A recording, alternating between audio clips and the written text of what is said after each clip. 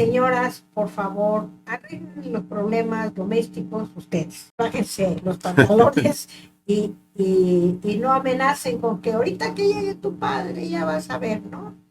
Mejor recurran a la vieja medida de sanción de la famosa chancla de la mamá, ¿no? Qué barbaridad.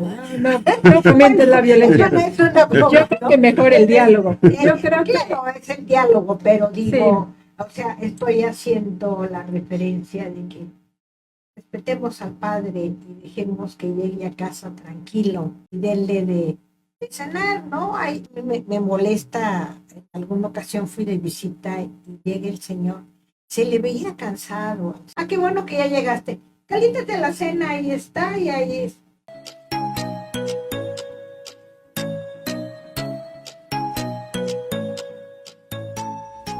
Bienvenidos a su programa de Conexión en Línea, Unión Campesina. Se le veía cansado. Ah, qué bueno que ya llegaste. Caliéntate la cena, ahí está, y ahí es. bueno, al menos estaba la cena. Malo sería de ahí, abre el Hazte un refri. sándwich y a ver qué encuentras, A ver ¿no? qué encuentras, a ver qué te preparan. Aquí tienes un garrote para que vayas a matar a ella y yo, ¿no? No, imagínate. Bueno, dicen que la madre influye en la parte interna del ser humano, o sea, cómo se siente internamente, Cómo ¿no? siente, cómo percibe. Cómo percibe.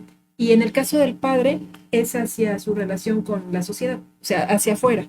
Digamos que si el padre no tiene una buena influencia en el hijo, puede ser que el hijo pues pierda esta sociabilidad, esta forma de enfrentar los problemas del mundo, de a lo mejor no encontrar una pareja adecuada por lo mismo el tipo de formación, y en el caso de la madre, pues a lo mejor no estar en contacto con sus sentimientos. Podríamos decir que los padres serían fundamentales en las decisiones de los hijos, o hay hasta un tiempo. O sea, bueno, hasta los 12 años, por ejemplo, los padres son los totalmente responsables. Y cuando empiezan a ser adolescentes, ellos empiezan a tomar sus propias decisiones. O sea, digo, a lo mejor siendo mayor de edad, pues puede ser que ya digan, pues es tu responsabilidad, ¿no? O sea, como persona, como adulto. Pero ¿hasta dónde tendrían la responsabilidad los padres de lo que después hagan los hijos? Porque algunos se preguntan, pero ¿en dónde estaba o qué pasó? ¿Por qué se metió en las drogas? ¿Por qué tiene esa vida, pues no sé, tan libertina? O sea, ¿por qué no estudia? ¿Por qué son vagos? Y a veces son reclamos y dicen, no, pero si éramos padres ejemplares, ¿no? ¿Qué pasó? Fíjate que a propósito de esa reflexión, una señora que se dedica a la limpieza de oficinas y en algunos casos especiales de las casas particulares de los dueños de las oficinas, comentaba en una ocasión recientemente, oiga, fíjese que mi vecino, el hijo de mi vecino, es drogadicto, no sabe cómo me duele.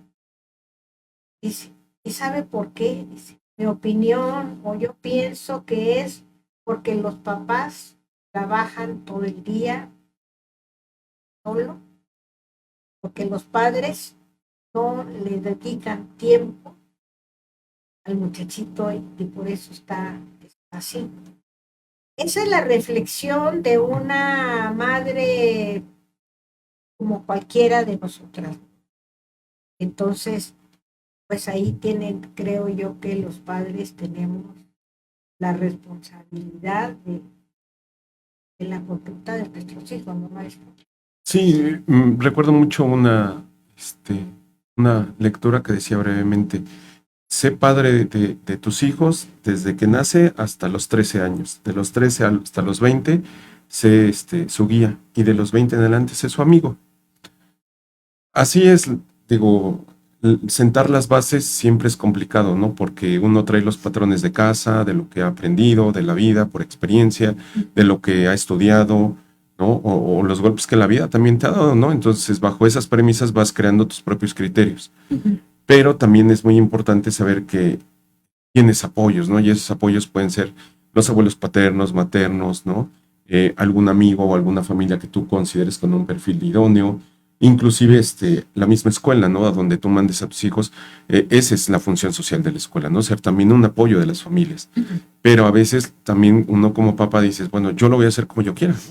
Yo me he topado mucho con ese tipo de situaciones cuando algún chico tiene una mala conducta y es muy reiterativa y ya lleva todo el ciclo escolar y se ha hablado con el padre y se hacen acuerdos y hay diálogo y se le dan tips, estrategias y todo, y el chico nada más no mejora, llega un momento en el que dices, a ver, ¿por qué está pasando? Y normalmente quien va pues es mamá, ¿no? Cuando llega a aparecerse papá, pues te das cuenta cuál es la realidad, porque el chico es así, ¿no? Sí, donde viene el Entonces llega, desde que llega el papá, las formas, los modos, ¿no? Olvídense de cómo llega vestido, ¿no? Sino cómo llega y la actitud en que llega, pues siempre le digo, a ver, le voy a romper su esquema, su hijo es así, ya sabes. No, pero le digo, a ver, tranquilo, no estamos aquí ni para señalarle, ni violentarle, nada, pero tiene que saber que está pasando esto, y lo está tomando de algún lado. ¿Usted identifica como de dónde? No, pues yo no me imagino. Y empieza, y ya no, pues le empezamos a cuestionar. ¿Qué hace por la tarde? ¿Pasa tiempo? No, pues es que él trabaja. Ok, todos tenemos trabajo, ¿no? Pero el fin de semana.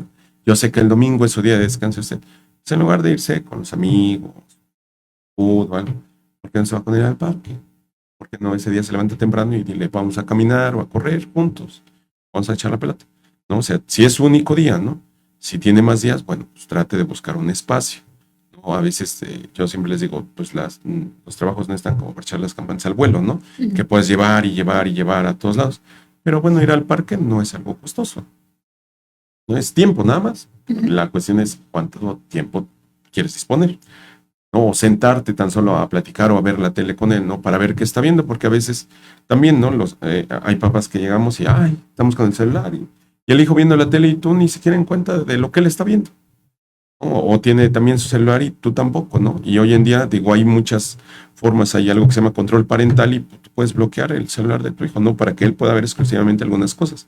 Pero también son parte de las recomendaciones que se hacen, ¿no? Ahí en la escuela mucho hacemos gestión respecto han ido precisamente por parte de la policía, fue la policía cibernética a darles una plática a los chicos de quinto y sexto, ¿no? Precisamente para que sepan el uso correcto del aparato, qué es lo que sucede cuando ellos mandan una mala información, etcétera. Y también se les dan recomendaciones a los padres de ese tipo, para que sepan que pueden, en medida de lo posible, pues tener cuidada esta parte, ¿no? Social, cibernética, que no sabes con quién está hablando tu hijo del otro lado del celular. Sí, porque pueden tener una identidad falsa. O sea, pueden decir que es un niño, un joven y es un pedófilo o una persona mala, ¿no? Y a veces no se logra identificar y parece que hay empatía, que te entiende, que platica contigo, y resulta que pues no es quien dice ser, ¿no? Así es. Ahí pues yo creo que tendrían que los padres tener pues mucha atención, ¿no? De pues, qué están viendo los hijos y a quién están contactando, porque pues ahora los riesgos están por ahí. Antes era de, si ves a algún desconocido, vas caminando, nada de que te da una ventana en la casa, en el carro, yo te llevo, nada, no hables con extraños, ¿no? Te pierdes y busca un policía o no sé, o sea. Y ahora, pues, los riesgos son digitales, ¿no? Son virtuales, tienen una vida digital en donde, pues, también tiene que ver con la aprobación. Y a lo mejor esta aprobación nos está llevando a consumir drogas, a tener una vida pues, no correcta, digamos, metidos en vicios, porque eso es lo que le está ofreciendo, pues, no sé, los grupos sociales, qué sé yo, ¿no? Y yo creo que la intervención de la policía cibernética me parece que son acciones muy acertadas, muy, muy acertadas, porque si nosotros que somos profesionistas y estamos en grupos de WhatsApp o de otros grupos, nos hackean el grupo. O en lo personal a alguien le hackean su WhatsApp, una de sus redes, y luego están haciendo convocatorias, invitaciones a invertir en el mejor de los casos, ¿no? Digo en el mejor de los casos porque aunque sea una estafa, corres menos riesgo, digo físico, que si te enganchan y es un tratante de personas, ¿no? Sí, es un riesgo inminente Es en un todos los riesgo en aspectos, ¿no? todos los aspectos. Sobre todo por lo que comentaban de esta parte de los estereotipos con los chicos, ¿no? ¿Qué ven, qué hacen y qué quieren reproducir? Ujú. Y eso a veces se llevan a las escuelas, a las casas, y sin que se den cuenta empieza a mermar precisamente el tejido social de sus propios hogares. Y son cosas que se van pasando de generación en generación y piensan que no pasa nada, ¿no? Es normal que mi papá tome, se drogue. Ah, sí, es normal que mi papá le pegue a mi mamá. Es normal que mi mamá ya se divorció y salga con uno y con otro. Mi papá haga lo mismo con las mujeres, etcétera, ¿no? Y empiezan a ver normalidades en sus cabezas, ¿no? Ujú. Y cuando en realidad no es así, ¿no? Y hay mucho el choque es en la escuela, ¿no? ¿Cómo contrarrestar ese tipo de situaciones? ¿Y cómo las identifican? ¿Y cómo lo haces? Bueno, ahí, por ejemplo, en nuestra experiencia, mucho de lo que nos ha pasado ahorita, por ejemplo, en esta institución donde estoy como directivo, tiene que ver mucho, sobre todo, con los papás, porque son relativamente jóvenes. Ahora son más jóvenes, ¿no? Ujú. Estamos hablando que tengo papás que radican entre los 18, 17 hasta los 27, 30 años, ¿no? Pero ya tienen un niño de 6 años, o de 10 años, o de 12 años. Entonces a ese réstenle, a esos 30 años, réstale 10 años, ¿no? Entonces, ¿a qué edad tuvo al niño? Sí, sí. ¿A qué edad conoció a su pareja? ¿A qué edad la embarazó? Entonces empiezas a hacer como un esquema. Ejemplo, ¿no? Pues Lindy y yo somos papás de Olivia, pero pues tenemos 27 años y pues tenemos una niña de 9. Sácale los números, a 27 quítale 9 y empiezas a decir, o sea que como a los 18 se embarazó Linda, entonces como a los 17 empezaron a tener relaciones. ¿Y los papás dónde estaban? Esa es la pregunta. ¿No? Entonces, y pues lejos de esas situaciones, pues empiezas a ahondar en su vida. Hay algo que ahí en la escuela hacemos de repente como estrategia y les digo a los maestros, se llama la revista personal. Y es donde los chicos les piden a los niños que hagan su revista personal, sus datos específicos de casa, sus gustos, con quién viven, qué hacen por las tardes, con quién comparten el fin de semana, quiénes son sus familiares más cercanos, bla. Y ahí, cuando te la entregan, empiezas a leer y te encuentras cada cosa donde dices, pues es que mi papá trabaja todo el día, mi mamá, mi papá nos abandonó, murió, etcétera.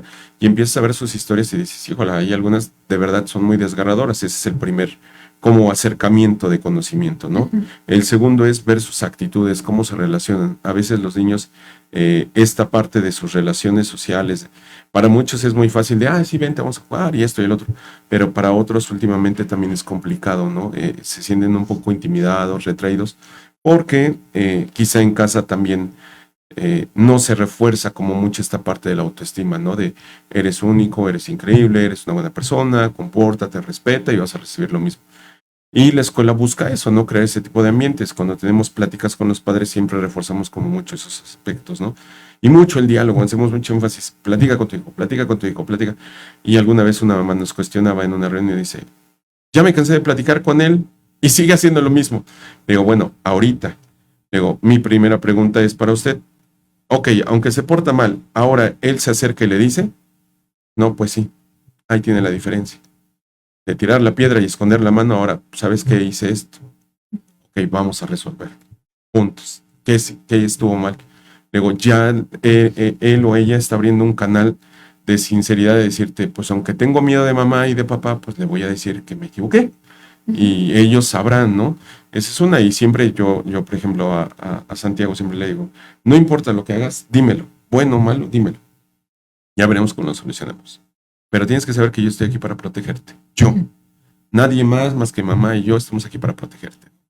Tienes que saberlo. Sí, tus abuelos, tus tíos te quedan muchos, pero los únicos que te van a proteger hasta el final somos nosotros. Ujú. Ok, ¿no? Y entonces, y eso les digo a los papás, díganle eso para que él sepa que, no, o sea, sí, mi maestra me quiere mucho, sí, mi primo, sí, mi tía, sí, mi amiguito, sí, etcétera, pero quien me va a proteger hasta el final es mamá, ¿no? Y papá. O sea, tienen que saberlo. Tiene que quedarles bien claro que solamente ellos, ¿no? Y digo, también es desilusionante porque tenemos casos donde, por ejemplo, ahí en la colonia donde laboro, hay una mamá que sabe que su hijo es drogadicto, sabe que su hijo roba ahí en la comunidad y todo, ¿no? Y a pesar de eso, pues para ella su hijo no es malo. Y es triste, ¿no? Porque ese platica, ¿no? Las maestras de mayor antigüedad lo conocen y dicen, ese chico pasó por esta escuela. Y se le dijo a la mamá, desde entonces andaba en malos pasos, que se salía con los amiguitos de la colonia y llegaba hasta tarde, hasta horas muy altas y la mamá pues no le importaba y todo. Sí, la mamá trabaja y todo, ¿no? Pero pues como el papá las abandonó, entonces pues lejos de que la mamá reforzara ese detalle, que Ujú. digo, quizá también nadie la orientó como al 100%, pero pues tampoco, digo, en una escala de valores muy simple, si tú ves que tu hijo está haciendo algo malo, pues con todo el dolor de tu corazón, dijera mi mamá, si haces algo malo, con todo el dolor de mi corazón, y tiene que ver con la parte de que ya rompiste una regla, una norma social, pues te tendré que reportar. Eres mi hijo, pero ni modo. Ujú. Y yo así de, entonces si algún día atropella, ni modo. Si algún día, ni modo. Y yo así, sopa de las, ¿no? Y dije, bueno, pues, y digo, de primer momento así uno piensa, ay, no, mi mamá, qué mala, ¿no? Y mi papá me decía lo mismo.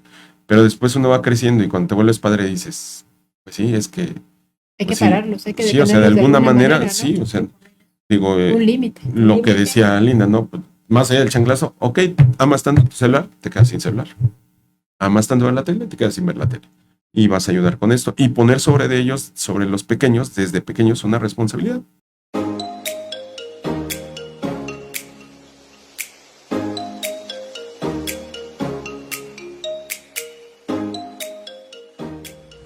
Gracias por escucharnos. No te pierdas la próxima emisión de Conexión en Línea Unión Campesina. Dale like a este video y compártelo a quienes creas que le puede interesar. Suscríbete y activa la campanita para que no dejes de ver nuestro contenido. Hasta la próxima.